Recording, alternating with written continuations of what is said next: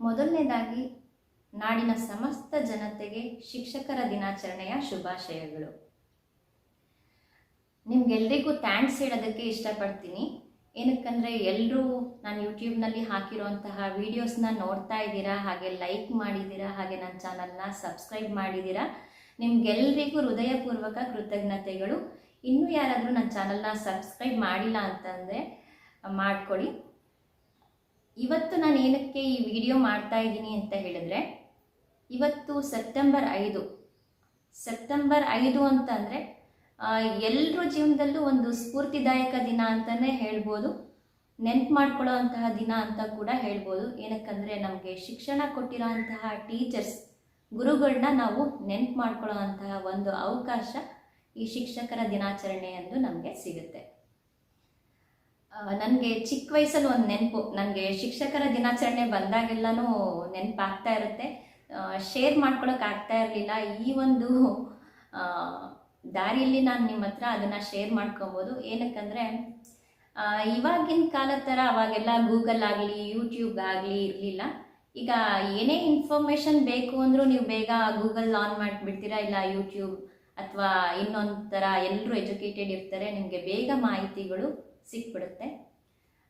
ನಮ್ಮ ಒಂದು ದಿನಗಳಲ್ಲಿ, ನಮ್ಮ ಒಂದು ಚೈಲ್ಡ್ ಡೇಸಲ್ಲಿ ನಮಗೆ ಒಂದು ಬುಕ್ಸ್ನ ಓದಿ ಮಾಹಿತಿಗಳನ್ನ ತಿಳ್ಕೊಬೇಕಾಗಿತ್ತು. ಇಲ್ಲ ಅಂತಂದರೆ ಯಾರಾದರೂ ತುಂಬ ಚೆನ್ನಾಗಿ ಓದಿರೋರನ್ನ ಹುಡುಕಿ ನಾವು ಮಾಹಿತಿಗಳೇನಾದರೂ ತಿಳ್ಕೊಬೇಕಾಗಿತ್ತು. ಸೊ ಎಲ್ಲರ ಶಾಲೆಯಲ್ಲೂ ಶಿಕ್ಷಕರ ದಿನಾಚರಣೆ ಆಚರಿಸೋ ಹಾಗೆ ನಮ್ಮ ಶಾಲೆಯಲ್ಲೂ ಕೂಡ ಶಿಕ್ಷಕರ ದಿನಾಚರಣೆ ಆಚರಣೆ ಇತ್ತು. ನನಗೆ ಎಲ್ಲರೂ ಒಂದು ಆ್ಯಕ್ಟಿವಿಟೀಸಲ್ಲಿ ಇನ್ವಾಲ್ವ್ ಆಗಿರ್ತಿದ್ರು.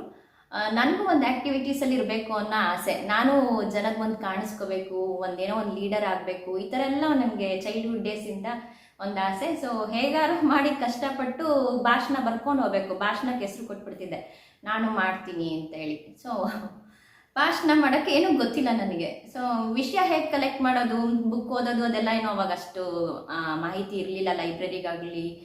ಲೈಬ್ರರಿಗಳಾಗಲಿ ಅಷ್ಟು ಕನೆಕ್ಟ್ ಇರಲಿಲ್ಲ. ನಮಗೆ ಹೆಸರೇನೋ ಕೊಟ್ಬಿಡ್ತಿದ್ದೆ. ಆಮೇಲೆ ಓದಿರೋರು ಅವಾಗೆಲ್ಲ ಸ್ವಲ್ಪ ಒಂದು ನಮ್ಮ ಮನೆ ಹತ್ರ ಎಲ್ಲ ಸ್ವಲ್ಪ ಕಡಿಮೆನೇ ಇದ್ದರು. ನಮ್ಮ ತಂದೆ ತಾಯಿ ಪಾಪ ಅವರು ಒಂದು ಲೆವೆಲಲ್ಲಿ ನಮಗೆ ಒಂದು ಒಳ್ಳೆ ಶಿಕ್ಷಣ ಕೊಟ್ಟು ಒಂದು ಒಳ್ಳೆ ಲೆವೆಲಿಗೆ ತಂದಿದ್ದಾರೆ. ಅದರಲ್ಲಿ ನಮ್ಮ ತಂದೆ ತಾಯಿಗೂ ನಾನು ಮೊದಲನೇದಾಗಿ ಇವತ್ತು ಕೃತಜ್ಞತೆಗಳನ್ನ ಸಲ್ಲಿಸೋಕೆ ಇಷ್ಟಪಡ್ತೀನಿ. ಏನಕ್ಕಂದರೆ ನಮ್ಮನ್ನು ಈ ಥರ ಒಂದು ಒಳ್ಳೆ ಎಜುಕೇಷನ್ ಕೊಟ್ಬಿಟ್ಟು ಒಂದು ಒಳ್ಳೆ ದಾರಿಯಲ್ಲಿ ನಮ್ಮನ್ನು ತೊಗೊಂಡು ಬಂದಿದ್ದಾರೆ. ಆವಾಗ ನಾನೇನು ಮಾಡ್ತಾ ಇದ್ದೆ, ಸೊ ಯಾರು ಓದಿರೋರು ಸಿಗ್ತಾರಾ ಅಂತ ಹುಡ್ಕೊಂಡು ಹೋಗ್ತಾ ಇದ್ದೆ. ಸೊ ನಮ್ಮ ಅಪ್ಪಾಜಿ ಕೊಲ್ಲಿಗೊಬ್ರು ಇರ್ತಿದ್ರು, ಸುರೇಶ್ ಪಾಟೀಲ್ ಅಂತ, ಅವ್ರ ಹೆಸರು ತೊಗೊಳಕ್ಕೆ ಇಷ್ಟಪಡ್ತೀನಿ. ಏನಕ್ಕಂದರೆ ನಾನು ಎಲ್ಲ ಈ ಥರ ಡೇಸಲ್ಲೂ ಭಾಷಣಕ್ಕೆ ಅವ್ರ ಹತ್ರನೇ ಹೋಗಿ ಕೇಳ್ತಾ ಇದ್ದಿದ್ದು. ಅವ್ರದ್ದೊಂದು ಡಿಗ್ರಿ ಲೆವೆಲಲ್ಲಿ ಇತ್ತು. ಸೊ ಅವರಿಗೆಲ್ಲ ಗೊತ್ತಿರುತ್ತಂತ ಪಾಪ ಅವರು ತಕ್ಕ ಮಟ್ಟಿಗೆ ನನಗೆ ಎಷ್ಟು ಸಾಧ್ಯನೋ ಅಷ್ಟು ಹೇಳಿಕೊಟ್ಟಿದ್ದಾರೆ. ಅವ್ರು ಹೇಳಿದ ಪಾಯಿಂಟ್ಸ್ ಎಲ್ಲ ಒಂದು ಬುಕ್ಕು ಪೆನ್ ಹಿಡ್ಕೊಂಡು ಚೆನ್ನಾಗಿ ಬರ್ಕೊಂಬಿಟ್ಟು ಮಾರನೇ ದಿನ ಭಾಷಣ ಹೇಳಿ ಬಂದ್ಬಿಡ್ತಾ ಇದ್ದೆ. ಆ ಥರ ನನ್ನ ಸ್ಕೂಲ್ ಡೇಸಲ್ಲಿ. ಸೊ ಅದು ನನಗೆ ಇವಾಗ ನೆನಪಾಯಿತು. ಹಾಗಾಗಿನೇ ಈ ವಿಡಿಯೋ ಮಾಡ್ತಾ ಇದ್ದೀನಿ ನಾನು ನಿಮಗೆ.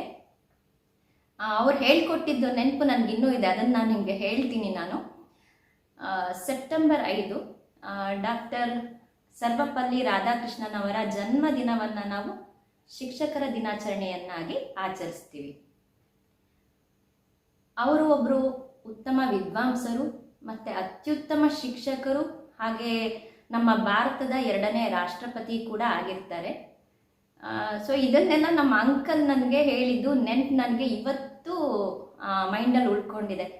ಹಾಗಾಗಿ ನಾವು ಚಿಕ್ಕ ವಯಸ್ಸಲ್ಲಿ ಮಕ್ಕಳಿಗೆ ಕೆಲವು ಭಾಷಣ ಹೇಳೋವಂಥದ್ದು, ಬುಕ್ಸ್ ಓದೋ ಅಂಥದ್ದು ಅಥವಾ ಈ ಥರ ಡೇಸ್ಗಳಲ್ಲಿ ಇನ್ವಾಲ್ವ್ ಆಗೋ ಅಂಥದ್ದು, ಕಲಿಸೋ ಅಂಥದ್ದು ಮಾಡಿದರೆ ಅವ್ರು ಕೊನೆ ತನಕ ಎಲ್ಲ ಫೆಸ್ಟಿವಲ್ದು ಎಲ್ಲ ಡೇಸ್ದು ವ್ಯಾಲ್ಯೂಸ್ನ ತಿಳ್ಕೊತಾರೆ ಮತ್ತು ಅದ್ರ ಬಗ್ಗೆ ಅರ್ಥ ಮಾಡ್ಕೋತಾರೆ.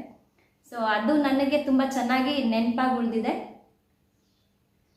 ಪ್ರತಿಯೊಬ್ಬರ ಜೀವನದಲ್ಲೂ ಶಿಕ್ಷಕರು ಅನ್ನೋರು 2ನೇ ಪೋಷಕರಾಗಿರ್ತಾರೆ ಅಂತಲೇ ಹೇಳ್ಬೋದು.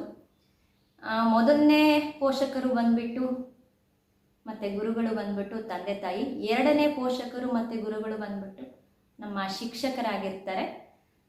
ಸೊ ನಮ್ಮ ಜೀವನದಲ್ಲಿ ಅವರನ್ನು ನಾವು ಮರೆಯೋದಕ್ಕೆ ಆಗೋದೇ ಇಲ್ಲ. ನಾವೇನಾದರೂ ಇವತ್ತು ಒಂದು ಒಳ್ಳೆ ದಾರಿಲಿದ್ದೀವಿ ಅಂದರೆ ನಾವು ಪಡ್ಕೊಂಡಿರೋಂಥ ಶಿಕ್ಷಣ, ನಮ್ಮ ಟೀಚರ್ಸಿಂದ, ನಮ್ಮ ಶಿಕ್ಷಕರಿಂದ ನಾವು ಪಡ್ಕೊಂಡಿರೋಂತಹ ಶಿಕ್ಷಣದಿಂದ ನಾವು ಈ ಒಂದು ಒಳ್ಳೆ ಲೆವೆಲಲ್ಲಿ ಒಂದು ಒಳ್ಳೆ ದಾರಿಯಲ್ಲಿ ಇದ್ದೀವಿ ಅಂತ ಹೇಳ್ಬೋದು. ಅದೇ ರೀತಿ ನಾನು ಟ್ಯೂಷನ್ಗೆ ಹೋಗ್ತಿದ್ದ ಟ್ಯೂಷನ್ ಟೀಚರ್ನ ಕೂಡ ನೆಟ್ ಮಾಡ್ಕೋತೀನಿ. ಏನಕ್ಕಂದರೆ ಇವತ್ತು ಒಂದು ಒಳ್ಳೆ ಹ್ಯಾಂಡ್ ರೈಟಿಂಗ್ ಬರಿತೀನಿ ಅಂತ ಅಂದರೆ, ನಂದು ಬರಹ ಚೆನ್ನಾಗಿದೆ ಅಂತ ಅಂದರೆ ಅದಕ್ಕೆ ನಮ್ಮ ಟ್ಯೂಷನ್ನಲ್ಲಿ ರಾಮಾಚಾರ್ ಮನೆ ಹತ್ತಿತ್ತು. ಅವರು ನನಗೆ ಒಂದು ಸ್ಲೇಟು ಮತ್ತು ಒಂದು 2 ಲೈನ್ ಹಾಕ್ಬಿಟ್ಟು ಅದರಲ್ಲಿ ಪ್ರತಿ ಸಲನೂ ಆ ಈ ಬರೆಸ್ತಿದ್ರು. ದಿನ ಹೋದರೂ ಅದನ್ನೇ ಬರಿಬೇಕು. ಏನಪ್ಪ ಇವ್ರು ಹಿಂಗೆ ಬರೆಸ್ತಾರೆ ಅಂತ ಅಂದ್ಕೊತಿದ್ದೆ. ಆ ಥರ ಬರ್ಸಿ ಅಂದರೆ ಅವ್ರು ಒಂದು 2 ಲೈನ್ ಹಾಕ್ಬಿಟ್ಟು ಅದರಲ್ಲಿ ಅಕ್ಷರನ ಬರೆಸ್ತಿದ್ರು. ಆವಾಗ ನನಗೆ ಬರೆದು ಒಂದು ಗ್ರಿಪ್ ಕುತ್ಕೊಂತು. ಸೊ ಒಂದು ಹ್ಯಾಂಡ್ ರೈಟಿಂಗ್ ಚೆನ್ನಾಗಿದೆ ಅಂದರೆ ಅವರು ಮುಖ್ಯ ಕಾರಣ ಅಂತ ಹೇಳ್ಬೋದು. ಅವ್ರಿಗೆ ಕೂಡ ನಾನೊಂದು ಥ್ಯಾಂಕ್ಸ್ ಹೇಳೋಕ್ಕೆ ಇಷ್ಟಪಡ್ತೀನಿ. ಹಾಗೆ ನನ್ನ ಎಲ್ಲ ಟೀಚರ್ಸಿಗೂ ಕೂಡ ನನ್ನ ಚೈಲ್ಡ್ಹುಡ್ ಡೇಸಲ್ಲಿ ನನಗೇನು ಶಿಕ್ಷಣ ಕೊಟ್ಟಿದ್ದಾರೆ ಎಲ್ಲ ಟೀಚರ್ಸಿಗೂ ಮತ್ತು ಕಾಲೇಜ್ ಡೇಸಲ್ಲಿ ಇದ್ದಂತಹ ಎಲ್ಲ ಟೀಚರ್ಸಿಗೂ ಶಿಕ್ಷಕರ ದಿನಾಚರಣೆನ ಈ ಮೂಲಕ ತಿಳಿಸೋದಕ್ಕೆ ಇಷ್ಟಪಡ್ತೀನಿ. ಹಾಗೆ ಇವಾಗ ಒಂದು ಮೆಸೇಜ್ ಏನಂತ ಹೇಳಕ್ಕೆ ಇಷ್ಟಪಡ್ತೀನಿ ಅಂತ ಅಂದರೆ, ಪ್ರತಿಯೊಂದು ಮಕ್ಕಳು ಕೂಡ ಅವರ ಶಿಕ್ಷಕರು ಏನು ಹೇಳ್ತಾರೆ ಆ ಆದೇಶಗಳನ್ನು ಮತ್ತು ಅವರ ಸಲಹೆಗಳನ್ನು, ಶಿಕ್ಷಕರು ನಮಗೆ ಹೇಳಿರೋಂತಹ ಆದೇಶಗಳನ್ನು ಮತ್ತು ಸಲಹೆಗಳನ್ನು ನಮ್ಮ ಜೀವನದಲ್ಲಿ ನಾವು ಅಳವಡಿಸ್ಕೊಂಡ್ರೆ, ಅದನ್ನು ಫಾಲೋ ಮಾಡಿದ್ರೆ ನಾವು ಮುಂದಿನ ದಿನದಲ್ಲಿ ಒಂದು ಉತ್ತಮ ಯಶಸ್ಸನ್ನು ಪಡ್ಕೋಬೋದು. ಸೊ ಎಲ್ಲರೂ ಕೂಡ ಶಿಕ್ಷಕರು ಹೇಳಿದ್ದನ್ನು ಪಾಲಿಸಿ, ಅವರು ಏನೇ ಹೇಳಿದರು, ಅವ್ರು ಏನೇ ಬೈದರು, ಏನೇ ಹೊಡೆದ್ರು ನಿಮ್ಮ ಒಳ್ಳೆಯದಕ್ಕಾಗಿರುತ್ತೆ ಹೊರತು ಬೇರೆ ಏನಿರೋದಿಲ್ಲ.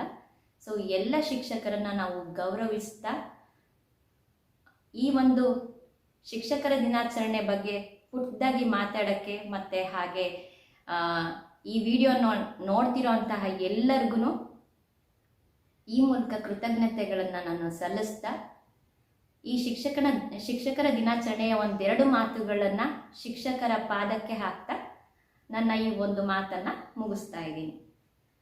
ನಿಮ್ಗೇನಾದರೂ ಈ ವಿಡಿಯೋ ಇಷ್ಟ ಆಗಿದ್ದರೆ ಪ್ಲೀಸ್ ಒಂದು ಲೈಕ್ ಮಾಡಿ, ಹಾಗೆ ಕಮೆಂಟ್ ಮಾಡಿ, ಹಾಗೆ ನನ್ನ ಚಾನಲ್ನ ಸಬ್ಸ್ಕ್ರೈಬ್ ಮಾಡೋದನ್ನು ಮರಿಬೇಡಿ. Thank you. ನಾನು ಸಿಗ್ತೀನಿ ನಿಮಗೆ ನೆಕ್ಸ್ಟ್ ವಿಡಿಯೋದಲ್ಲಿ.